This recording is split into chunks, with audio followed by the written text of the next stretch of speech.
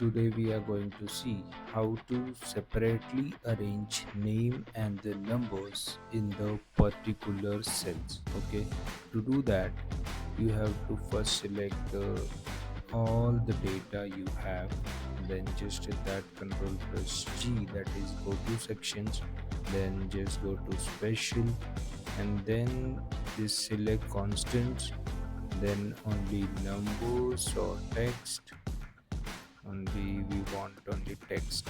Okay, then just control plus C, that is copy, then go to your name section, then just hit that control plus V.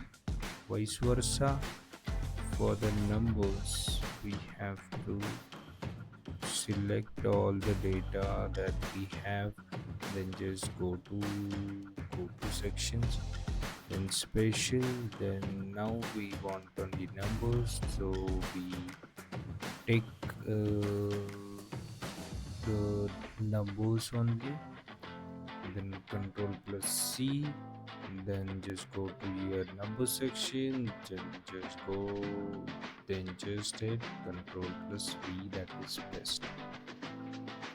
See, this is magic. This is another type of magic we are having in the Excel. Thank you.